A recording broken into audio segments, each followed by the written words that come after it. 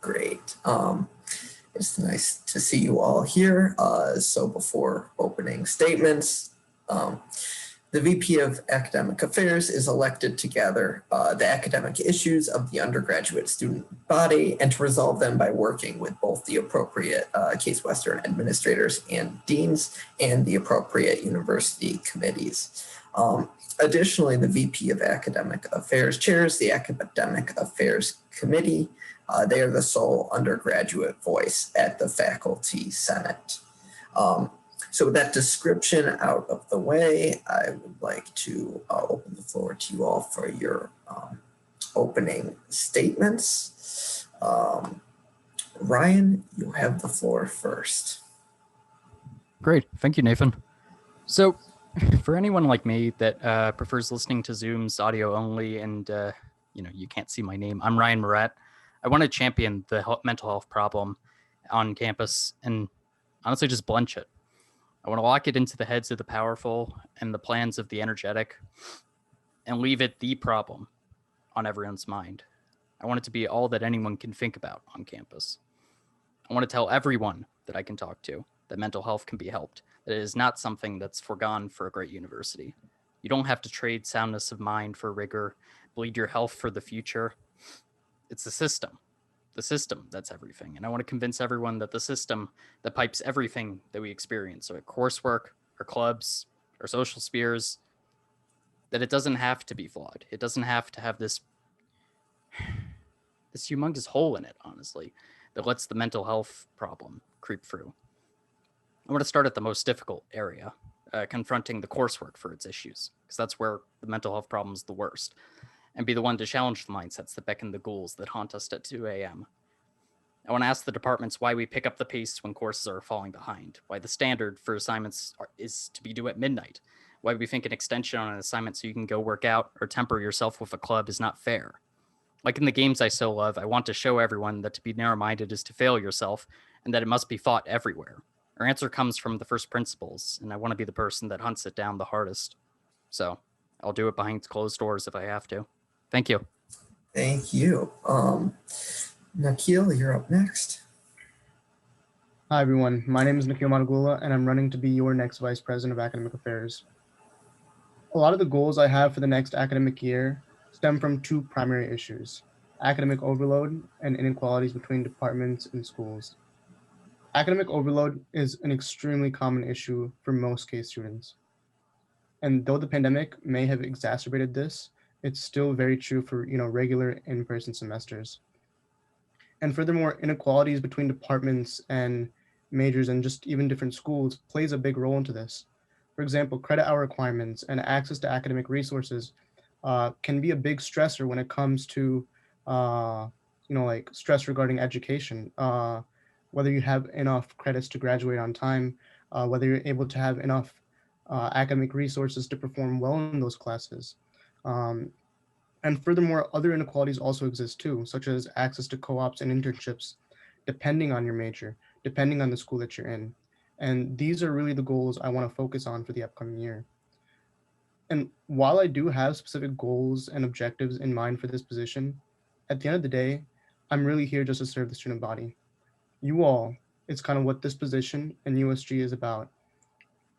I'm just here as a liaison or a facilitator between you and the administration. And to that end, I will commit myself to being as transparent as possible as I can in this position, and also being open-minded to critiques, feedbacks. Please conclude your thoughts. Thank you. Thank you. And last, Manav. Hey everyone, my name is Manav Midha, and I'm a rising junior majoring economics. Before I start, while I have this public platform, I want to bring attention to India's ongoing COVID-19 crisis and the medical crisis. Such devastation is tragic, and we should keep everyone there and here affected by COVID in our thoughts. As Vice President of Academic Affairs, I will use my experience serving on the Academic Affairs Committee, on the Faculty Senate Committee on Undergraduate Education Subcommittee, and soon to be on the Academic Integrity Board to bring a holistic and informed perspective. This upcoming year, I hope we can advocate for students with our new university president Ensure the new general education requirements and new potential January term is in the interest of students and not just the university's revenue. Make sure that the transition back to in-person learning is effective and equitable, and empower each other to do our best. Likely never in our lives again will we be surrounded by so many diverse people studying so many diverse things. And I hope that as Vice President of Academic Affairs, I can help you all leverage this diversity to effect real change. Thank you for your time, and I look forward to answering your questions. Thank you. So to begin with the question and answer period, what lessons have you learned from our time in remote learning, and how will you use those lessons to benefit Case Western students? And we'll go in reverse order once again. So Manav, you have the floor. Yeah, that's a really great question. And it actually speaks to an ongoing discussion that we've been having in Academic Affairs Committee about how can we ensure there's increased access to our education for all students, no matter their background and no matter where they are in the world even. So as we learn from our time in remote learning, I hope that we can work with the university administration to implement more equitable, more accessible online learning options for people who may not be able to come to campus physically, whether for medical reasons or socioeconomic reasons or political reasons. And I hope that we can use online learning to implement new and creative ways of promoting education that we haven't been doing. It enables a whole new platform for us to expand what being a student means, to expand what knowledge means, to expand what we can do with all of the amazing information that we have access to and that we have the privilege of being surrounded by every day. Thank you. Okay, Nikhil. I would say one of the major lessons that has come out of remote learning, has been recognizing the difference in the amount of time students are spending for their coursework versus the amount of time that teachers are expecting them to spend. Over the last 1 year, one of the major initiatives taken on by the Academic Affairs Committee was the Student Workload Survey. And a lot of the data gathered from this really went to show how even across different departments, different schools, there was a lot of disparity between the amount of time that students were spending for the course versus the amount of time that students were spending or teachers were expecting students to spend. And this type of discussion never really happened this formally in the past. Having teachers understand, the amount of time that their students are actually spending for the course can allow them to figure out ways to restructure or understand better ways of presenting the material, which makes it easier to understand. Better structuring of the material can also help with like student mastery of the material, how much students are able to understand, as well as decrease overall stress when it comes to like academics and education. Having this input over the last semester, I think will go into the next year as well. Being able to have this conversation more openly, understanding how academic affairs can fit into that conversation, realizing that we can take a stance and push teachers to, realize that students are spending more time in their class than what is expected of them, I think is one of the major lessons that we can take out of remote learning. Thank you. Ryan? Yeah, thank you. I have a bit of a different takeaway than the other candidates. My biggest takeaway, to be honest, comes in the times between the normal semesters, in the January term and the 4 or 5 or 6 different summer sessions that we offer. So a little background, like I've always been a voracious taker of summer courses. I think that it's a fantastic opportunity, and honestly, I just see it as another chance for me to get to learn more. So because of that, I feel like that gives me a lot of experience and a lot of understanding of what works well with the summer courses and what doesn't work well. For me, yes, but also from talking to my friends, what works for a lot of people. I feel like it's very important when looking at these to really take a good think about what courses should be offered over the summer, what courses should be offered in the free week January term, or 1 week or 2 week or whatever it becomes.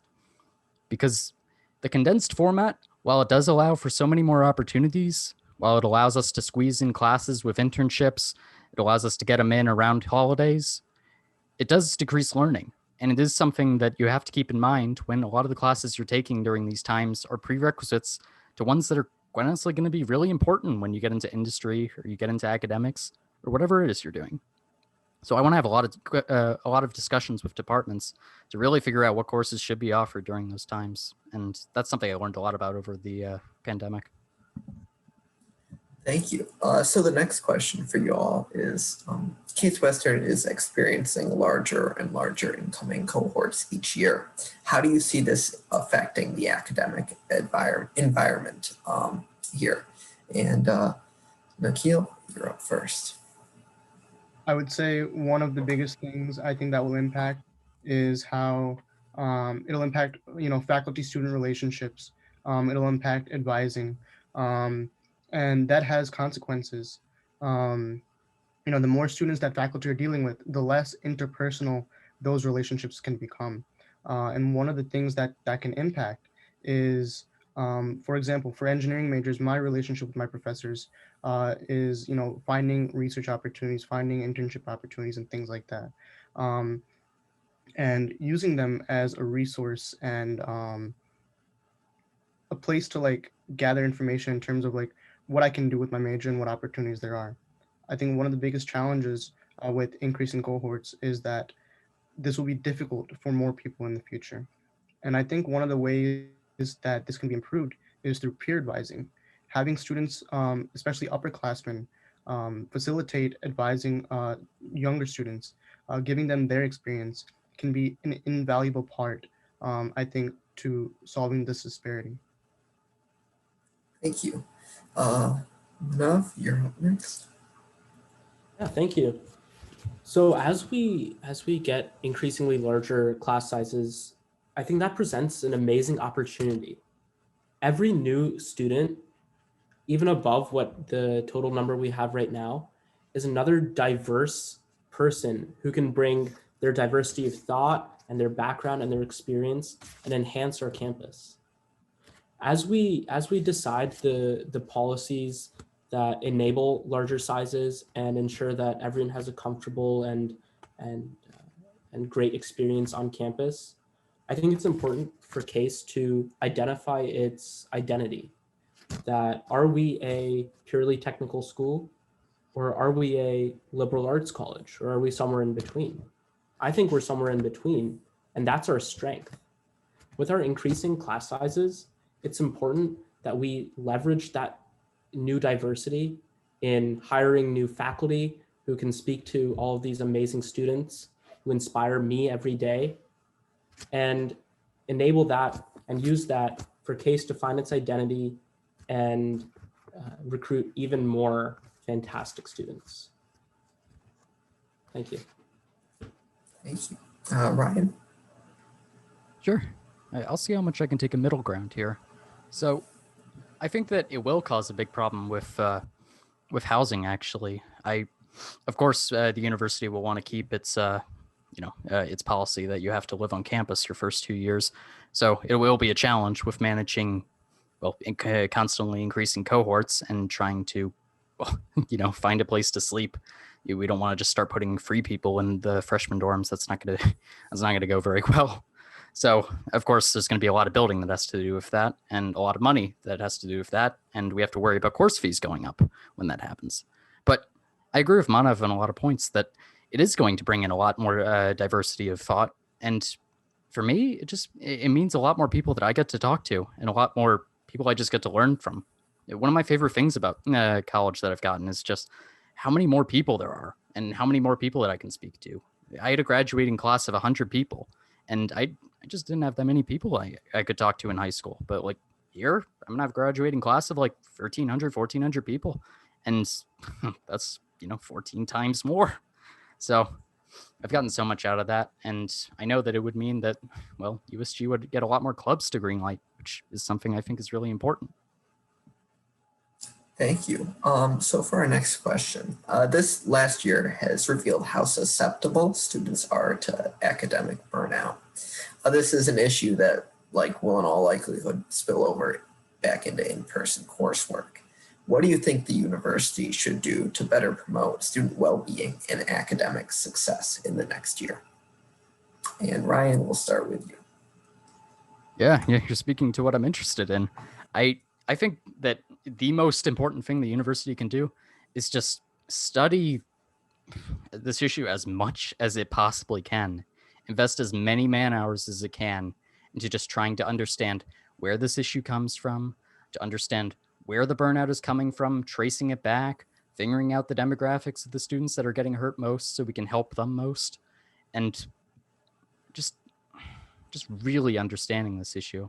Because burnout's something that I remember there was I would say like a 2 or 3 week period that I spent like 30 hours just really diving into it and trying to understand it as much as I possibly could. And I'll tell you, it's a real rabbit hole that you get into. It's something that really needs a lot of man hours to figure out. And I will say it's the most important thing to figure out a case. Right now, the workload problem is a serious issue, and the pandemic's really shown it. I think a lot of things have improved this semester, but I think once we return on campus, a lot of the things that we've been doing and a lot of the stuff that the virtual environment that's allowed us to take on, since, it takes 10 seconds to get in a class instead of like 10 minutes to walk across campus, it's going to really show that we took on too much and that we're going to have a hard time letting go, because case students have a hard time letting go. Thank you. Manav, you're up next. Thank you. Yeah, so as we go back to in-person learning and deal with these same, I hope not, but I have a sinking feeling that we will be dealing with these same workload concerns and burnout concerns then too. I think we should establish the student workload as a permanent part of the Academic Affairs Committee. And I'm not going to lie to you, it was, and all the other academic affairs people here can testify to this, that it was a lot of work to create and manage that survey. But I think the students deserve it, and the faculty can really use it in ensuring that students aren't getting excessive work. As an economics major, we learn all about incentives, and especially aligning incentives. Right now, it's too easy for faculty to assign a lot of work without any regard for how that's actually affecting students. And particularly because of this distant learning, they're not interacting with students daily, and they're not able to learn about students' lives as they would in person.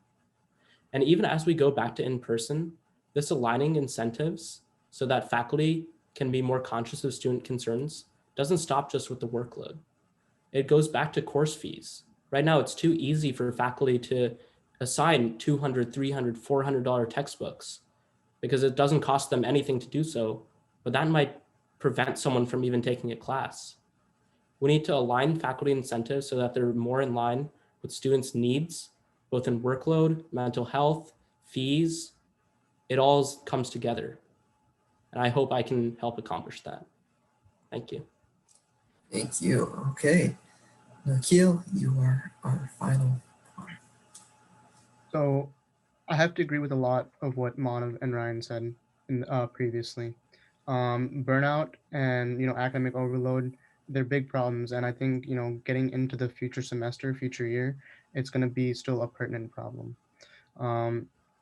Part of that is professors not understanding that students have other responsibilities, that they're a part of campus life in different ways than just being a student.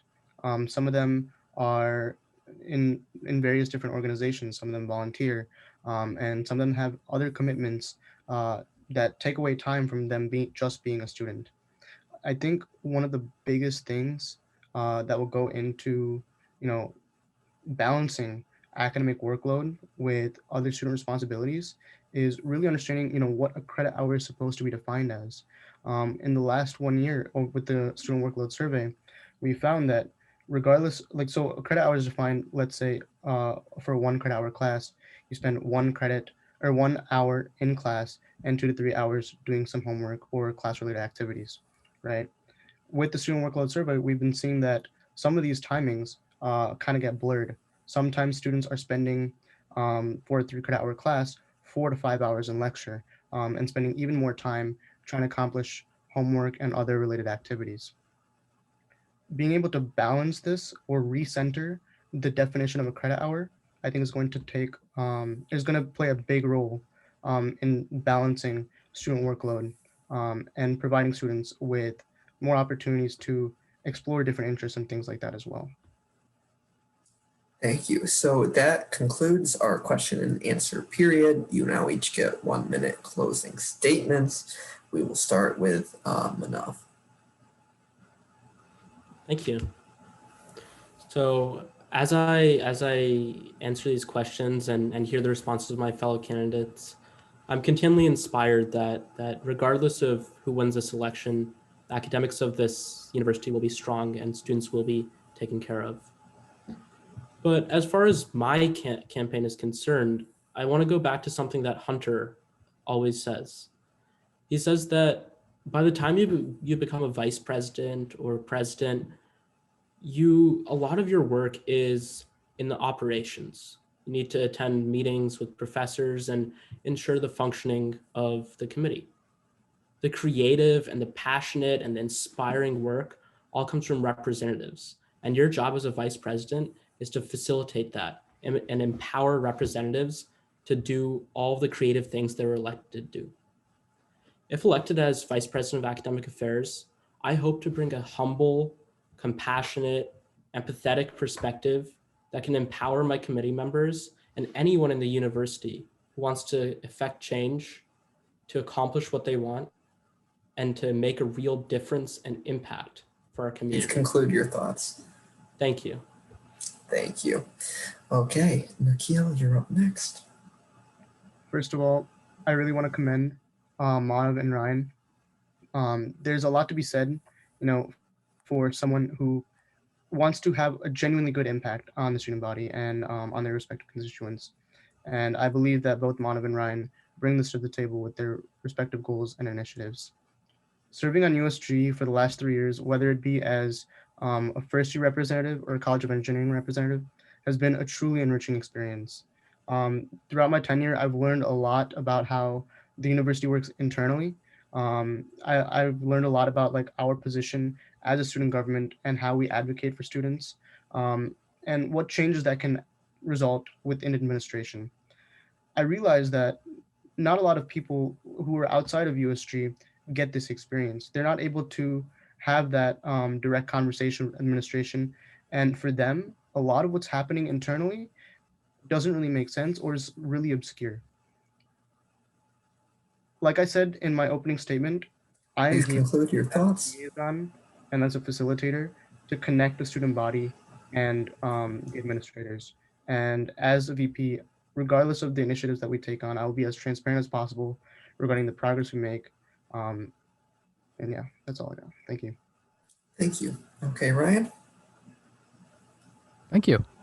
So, well, I think any of us would do a great job, frankly, running academic affairs, and well, basically anyone that I've seen in academic affairs this entire semester, previous semester, my semester before that in USG.